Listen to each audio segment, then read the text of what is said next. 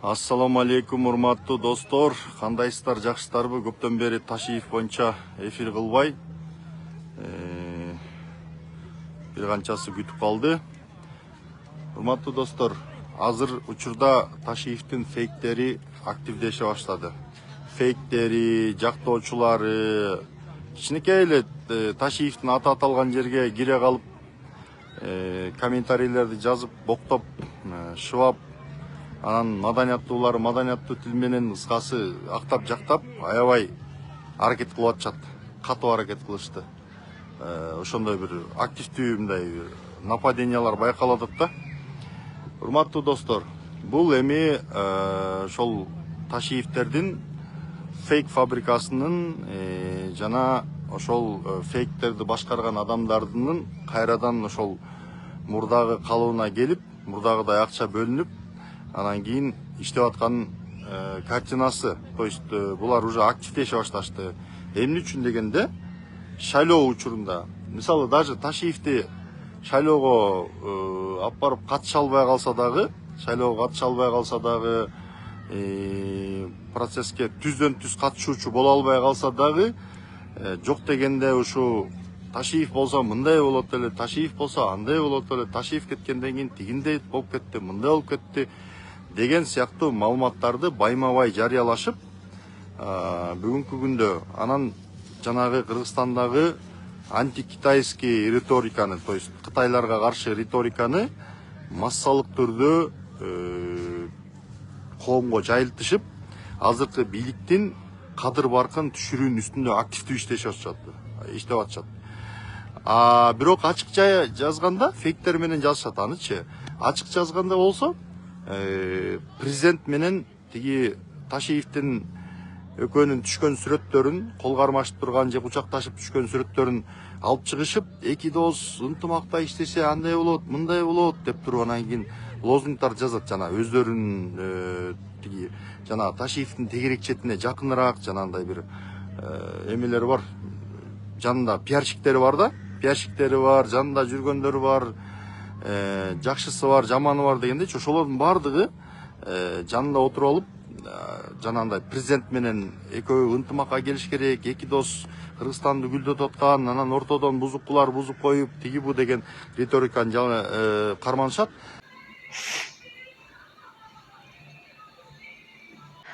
Урматтуу кыргыз эли, мен Айшоланын мамасы болом. Азыркы учурда Айшола кызыма операциясына көп суммадагы акча керек болуп жатат. Түркия мамлекетине келгем, бир аз да болсо тыгынчык болсун деп, акча топтойм деп, кызыма жардам берип коюңуздарды суранам.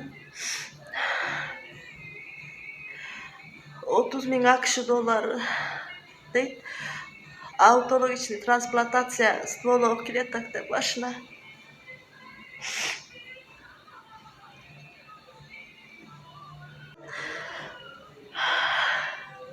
Kızıma жардам берүүңүздөрдү суранам. Аз болсо да 100 сом, 200 сом болсо да салып коюңуздар. Болбосо бул видеону бөлүш. Нар жактан болсо Садыр Жапаров иштей албай атат, Кытайлар мынтип атат, антип атат деген сыяктуу маалыматтарды киргизишет да. То есть ошентип анан антикитайский риториканы бекемдеп, күчтөндүрүп, мына Ташиевдин убагында мындай эмес эле, азыр болсо ушундай болуп атат деп тескери маалыматтарды таратып атат. Урматтуу достор, ушул нерсени мындай ажырата билсеңиздер. Анан азыр бүгүнкү күндө Кытай маселеси боюнча айта турган болсок, мындай карасаң ушундай көрүнөт. Албетте, мындай жерден кытайча сүйлөп калса, мынтип калсачы. Бирок деген Кытай, биз мына бүгүнкү күндө биз дүйнөгө чыгышыбыз керек, экономикабызды өстүрүшүбүз керек, соода саттык кылышыбыз керек. Бул жакка бир ишканаларды, мекемелерди, нерселерди куруш керек, шаарларды куруш керек. Анан не кылабыз? Өзүбүз менен өзүбүз бекитип алып туруп, монтип тиги чек арабызды жаап, анан 7 миллион эл өзүчө туздалган бочкадагы бадыраңдай болуп ылжып эзилип жата беребизби? Же болбосо тегерек чет менен алака катыш кылып, анан экономикабызды өнүктүрөбүзбү? То есть биз ушул нерсени мындай экөөнүн бирөөсүн тандашыбыз керек да. Болбосо анда тетиги кошомат кылып анан тетиги старший братка кошомат кылып анан ары жылбай бери жылбай алар биздин өнүгүүсүбүздү эч качан каалабайт. Бирок анан ошентип отура берели же болбосо алдыга жылалы. Анан бүгүнкү күндө коомдо мындай нерселер бар да, ошо Атамбаевдин сторонниктери дагы ушинтип Кытай басып кетти, Кытай каптап кетти деген нерселерди айтып калышат кээдечи. Бирок алар активный эмес. Беркилер Ташиевдин немелери өтө активный болуп атат да. Анан Кытай каптап кетти, тигинде мындай деген риториканы айтып калат. Бирок чын-чынына келгенде деген ошол жанагы башка жарандарга 49 жылга жерди ижарага берүү деген неменин маселенин төркүнү ошол, то есть закон ошол Атамбаевдин убагында 14-жылы кабыл алынган. 14-жылы кабыл алынып, ошол кезде аны ким лоббировать эткен? Жантөрө Сатыбалдиев, Атамбаевдин премьер-министри лоббировать эткен. Анан ошентип анан 14-жылы ошол закондун негизинде анан ошондой баягы нерселерге жол ачылган. Бүгүнкү күндө айрым жерлерде мисалы бир мыйзамдык актыларды оңдоп түздөп, анан ылайыкташтырып, ошондой миграциялык баягы коркунуч жаралып кетпеш үчүн бир ошондой бир нерселерди кылып коюш керек. Болду, анан эми биз эл болгондон кийин, өнүгөбүз дегенден кийин, 3-чү дүйнөдөн 1-чи дүйнөгө барабыз дегенден кийин жаныбыздагы эсиңердеби, Грузиянын мурдагы президенти Саакашвили айткан, тиги биз Европага чектеш эмеспиз, Кыргызстан кантип өнүгөбүз десе, мына жаныңарда денежный океан турат, Кытай турат. Кытайдын денежный океан турганда силер ага өнүгө албасаңар, анда уят болот деп айткан да. То есть биз ошол денежный океанды пайдаланышыбыз керек. Болгону кандай сумон пайдаланыш керек. Акыл менен пайдаланыш керек. Эми бул өзүнчө сөз. Мен баягы оюмда баягы азыр карасам кырдаалды курчутууга кызыктар күчтөр акырын тымыздын иштерин жүргүзүп атышат. Кымбаттап кетти, кымбатчылык болуп кетти деп туруп Ташиевдин сторонниктери чыгып атат да. Кымбатчылыкты кылган ким? Кымбатчылыкты кылган ошол Ташиевдин өзү. Себеби дегенде өзүбүздүн анда-санда бирин серин тиги өндүрүшчүлөрүбүз, жанагындай алып сатарларыбыз, анан кийин экспортерлорубуз, тамак аш өнөр жайы менен иштегендер, ресторанда иштегендер, дыйканчылык, багбанчылык кылгандар, жана дагы ушундай бир майда чүйдө бизнес кылгандардын баардыгын камап, соттоп, кустуруп, тиги баланча имаратты куруп бересиң, менин чөнтөгүмө баланча бересиң деп отуруп, кыскасы качырып, аларды болсо Өзбекстан, көбүн Өзбекстан чакырып алды дагы, кел жериңди берем, сууңду берем, канализацияңды коюп берем, документиңди даярдап берем, сен только иште и налог төлө деп чакырып, Өзбекстан өзүнө чакырып алды көп бизнесмендерди. Анан бүгүнкү күндө ошол нерсе биздин продовольственный безопасностька, кымбатчылыкка өтө терс таасирин тийгизди. То есть арзанчылык болбой калды да. Себеби баары импорт. Анан жанагы анча-мынча баягы өндүрүш кылып аткандардын баардыгы өндүрүштөрү токтоп, алардын ордуна ким басат? Сырттан, Кытайдан, Россиядан, Казакстандан, Белоруссиядан башка товарлар келет дагы. Анан өзүбүздүн товарлардын ордуна башка импорттук товарлар каптап, алар болсо, естественно, кымбат келет. Ошон менен кымбатчылык болуп атат да. Муну ушуну карапайым эл көп түшүнө бербейт экен да. Анан кийин экинчи жагынан ошол карапайым элге жумуш орундарын түзүп берип аткан ишкерлерди ширакка чапты. Белин сындырды, талкалады, соттоду, камады. Ошентип эптеп бир айласын таап, камап, анан анын кол алдындагы жумушчуларды ишсиз калтырды. Мисалга, бир эле мисал. Шаршембек Абдыкеримов. Бул киши Кыргызстанда 10 000 кишини жумуш менен камсыз кылган адам болчу. Анын ишканалары кыйрадыбы көпчүлүгү? Көпчүлүгү кыйра, жанагындай аю грант, андай соода сатык кылган жерлери гана калды, калгандардын бардыгы кыргыздар эми соода сатыкты бирөө иштеп атса, экинчиси тартып алып дальше иштетип кете берет экен, это нормально. Жанагы уй ферма, аркверкилери, арак заводдор, тигибунун баары талкаланды да. Анын баардыгы налог төлөп аткан, иш орундары менен камсыз кылып аткан 10 000 адамды, 10 000 адам айлык алып аткан, ошол айлык алган адамдар рынокко акчасын жумшап аткан, тигилер болсо продукциясын сатып аткан, анын баардыгы жок болду. тетиги Үмүт ИКО деген жанагы сүт чогултуп көлдүн чүйдүн сүттөрүн чогултуп туруп анан кийин экспортко чыгарган өзүбүздүн рынокто дагы мындай бир жакшы баада кармап турган чоң ишкана бар эле, Гавайинин ээси Журат Абдуллаев. Аны болсо камап соттоп, болгон акчасын тоноп туруп, банкрот кылып, этегинде өзүн өлтүрүп тынды. Кыскасы ушундай бир акмакчылык саясаттарды жүргүздү да. Анан эмне этегинде ким жаман? Садыр Жапаров жаман болуп атат да. Анткени өздөрү кашанын баарын кылып туруп, анан кийин бүгүнкү күндө кымбатчылыкты кылып атат, Садыр Жапаров болуп атат деп. Ошол кымбатчылыкты кылганга себеп болгондордун эң ана башы бул Ташиев. Ташиевди ошон үчүн апарып туруп камаш керек. Эч ойлонбой, суроо сопкуту жок, камаш керек. Кече тиги Илим Карыпбеков кайрылуу кылыптыр. Ошол Ташиевди жанагында президент немеге парламенттик шайлоого кийлигишкендери, тиги булар тууралуу билдирүүлөрдүн баардыгын кошуп монтаждап, анан Сурабалдиеванын айтканына ссылка кылып, кыскасы баягы шайлоого кийлигишкенин мындай кыйыр түрдө тастыктап бериптир. Анан ал өзүнчө статья, узурпация властей дейт. Андан тышкары жанагы күнөөсүз адамдарды, күнөөсү баранда жогунда камап туруп, анан кийин түрмөдөн чыгарбай, түрмөдөн өлүп калды бир канчасы. Ал өзүнчө коркутуп, тиги жок жерден мойнуна айып тагып, сен баланча миллион төлөйсүң мамлекетке дегенден кийин жүрөгү кармап өлүп калгандар бар. Тиги ким эле, Анарбек эле, по-моему, немени тетиги Курманбек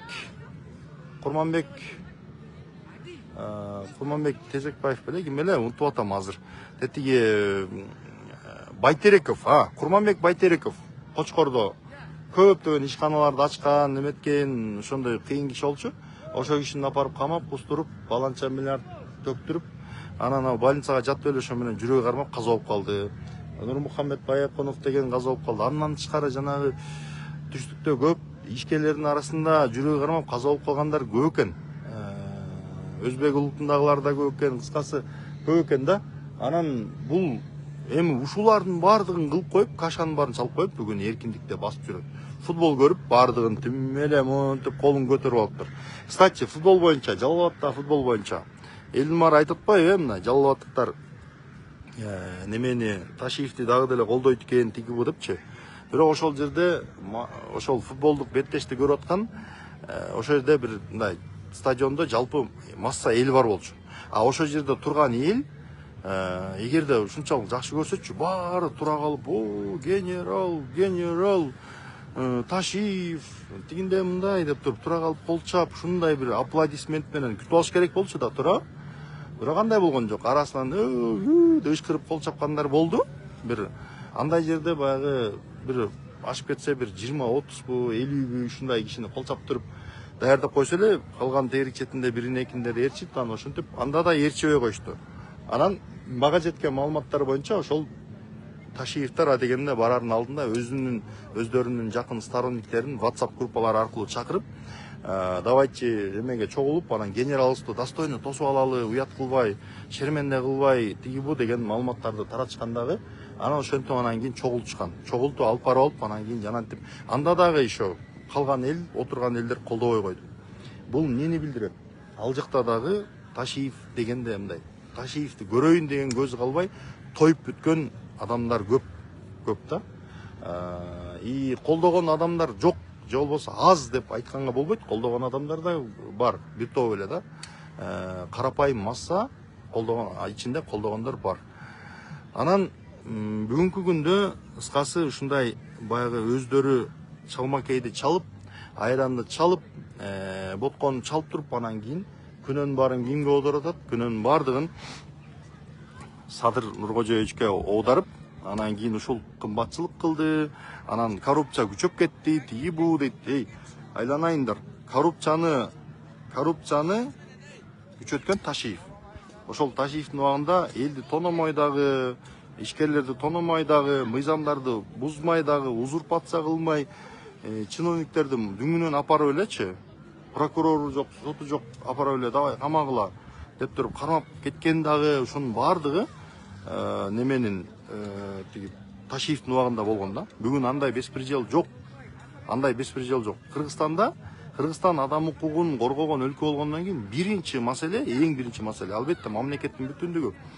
Бирок андан кем эмес дагы бир маселе бул адам укугу болуш керек. Ар бир жарандын, ар бир адамдын укугу корголуш керек. Даже если күнөөлүү болсо дагы, аны сот жообуна тартуу керек болсо дагы, ал дагы мыйзамдын чегинде болуш керек. Мыйзамдын чегинде айныксыз далилдер менен, фактылар менен чогултуп, анан кийин тергөө кылып, прокурор макулдук берип, ошол обвинение койгонго, айып койгонго макулдук берип, анан кийин барып жактап, анан кийин анан камайт же, соттойт да.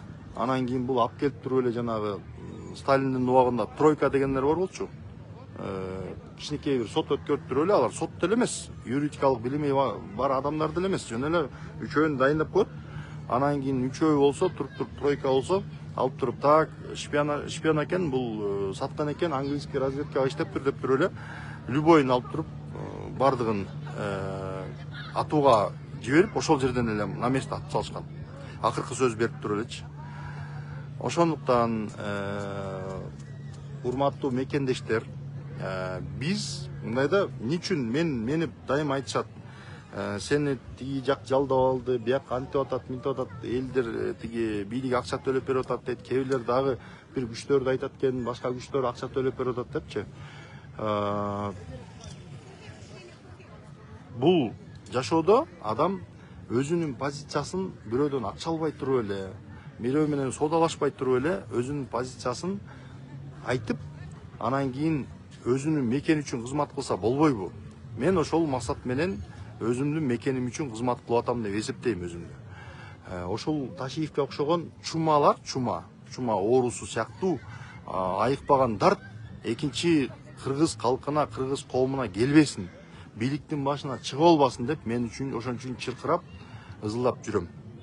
Ошол эң башында жанагы эки дос мындай эле андай эле, анан Садыр Жапаров досун сатып кетти деп маалымат чыгарганда, мен ошондо чыккам, андай эмес, ким кимди сатты, андай эмес, ал калп, булардын достугунун башы мындай болгон, ортосу мындай болгон, этеги мындай болгон деп баардыгын по полочкам тизип туруп айтып бергенмин. Ошентип чыркырап чыккам. Ошондон кийин мен өзүмдүн тарапташтарым пайда болду. Улам тиги маселе, бул маселе, анан жабыркагандар кыскасы ушинтип отуруп, анан кийин тема узарып кетти. Ошондон бери айтып келатам.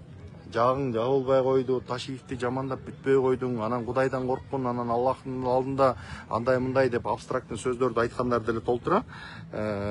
Тиги күнөөгө батасың, анан тиги бу депчи. Мен күнөөгө батпайм. Ташиев жөнүндө айткандардын бирөөнүндө дагы калп, карандай калп же болбосо ойдон чыгарылган ушак жок.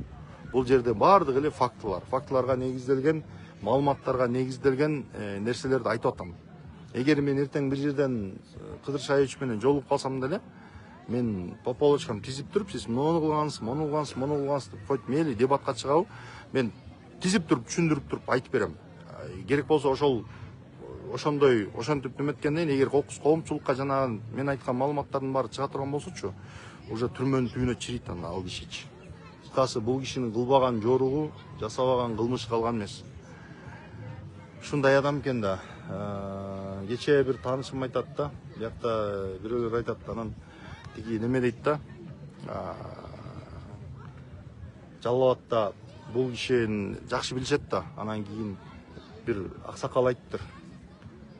Мамлекеттик кызматта иштеп жүргөн, салаваттуу, акылдуу, мындай бир жакшы бир кландын өкүлү да. Анан ошол аксакал отуруп айтыптыр, Ташиев КНБга дайындалды дегенде, өлдү. Эмне болду, өлдү? Силер муну билбейсиңер. Өлдүм, Кашанын бардыгын чалат. Чалмакейдин баарын чалат. Далайдын бардыгын кууратат бул эми. Далай адамдарды куугунтуктайт, кылбаган нерсенин баарын кылат. Бул кылган жамандыкты эч ким кылбайт Кыргызстанга, силер муну билбейсиңер деп колун шак алакандарын чабып эле отуруп калыптыр да. Мына ошол убакыт өттү дейт. Ошол аксакалдын айтканы келди дейт. Ошол аксакалдын айтканы келди. Келгенде да ашыгы менен келди. Дагы жакшы убагында байкап калдык. Эми дагы бир мындай да, мамлекеттин коопсуздугу, эл аралык мамилелерге байланыштуу айта албай турган, коомчулукка чыгара албай турган толтура фактылар бар. Фактылар, же болбосо бир илинчектер толтура. кыйыр түрдө далилдер бар. Кыскасы анын баарын айтып турган болсоң, анда ал болбойт анда. Мамлекеттин коопсуздугу биринчи орунда болуш керек да. Ошон үчүн андай нерселерди айтып чыкканга болбойт. Бирок убагы келет, ал боюнча дагы ал өзүнүн тарых алдындагы же болбосо юридикалык баасын алат. Мен ишенем буга.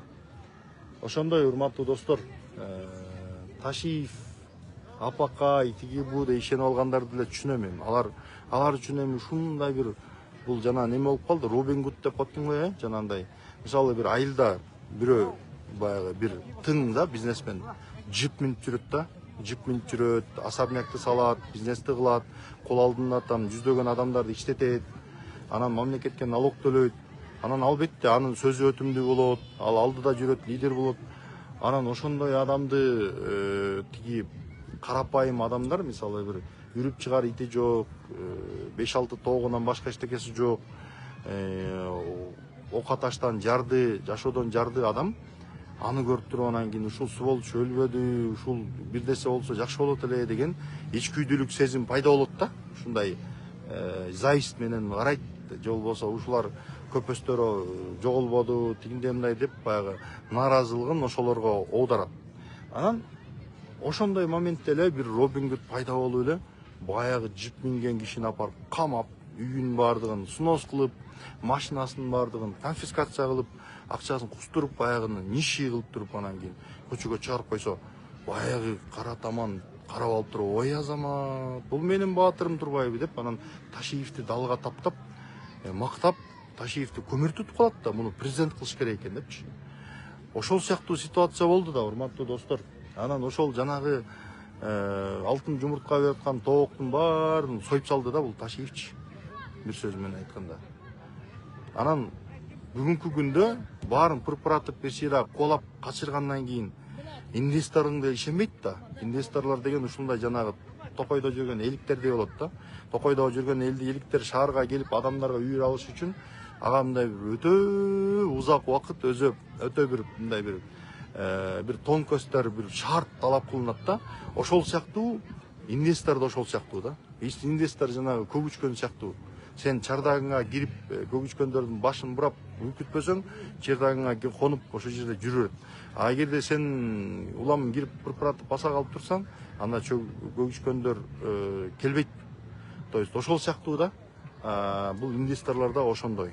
Бир сыйра Ташиевке окшогон бир жинди чыккандан кийин, ал эртең дагы бир ошондой жинди чыгып туруп, анан кийин тиги кокуй бул Кыргызстанга ишенич жок, эртең дагы камап салбасын, сот адилеттиги жок экен деп келбей отурушат да. Ошондой болбош үчүн эмне кылыш керек? Ушундай акмактарды камап, жазасын колго берип, баланча жыл срок берип туруп, мына инвесторлорго кайрылып, мамлекет мына сот адилеттүүлүгүн калыбына келтирдик. Бардыгы жакшы, эч ким көзөмөлдөбөйт, тиги ГКНБнын кураторлору сотко барып туруп контроль кылбайт, прокуратурага буйрук бербейт. Кыскасы бардыгы өзүнүн ордунда иштейт. Прокуратура болот, тиги надзордук орган. Ал эми тиги берки ГКНБ менен МВД өзүнүн иштерин кылат. Анан кийин сот болсо өзүнүн чечимин чыгарат. Сот адилеттүүлүгү бар бизде деп шартты түзүп туруп, анан кийин инвесторлорго кепилдик бериш керек. Силерге эч ким чекеңерден чертпейт, эч ким тийишпейт, мүлкүңөрдү эч ким талашпайт деп туруп кепилдик бериш керек. Ошондо анан акырындап келиши мүмкүн да. Анан монтип тиги бул кылгылыктын баарын кылып алып анан кийин футбол көрүп жүрсө, естественно, анан аны дагы еще өздөрү дагы Ташиевдин сторонниктери дагы таратат. Мына шефти деген тиги шеф президент болсо биздин акебизди ушинтип эркин кой берип атат. Анан экөө мамилеси жакшы эле, пока шайлоого чейин кичине туруптур, анан бир аз анан кызмат берем деп аттыр деген сыяктуу ушактарды таратат да. Анан тиги Ташиев кайра келет экен деген сыяктуу жомокторго эми азыр мурдагыдай ишенбей калды. Бирок экөөнүн мамилеси дагы деле бар окшойт деген күмөндөнгөн мамилелер бар да.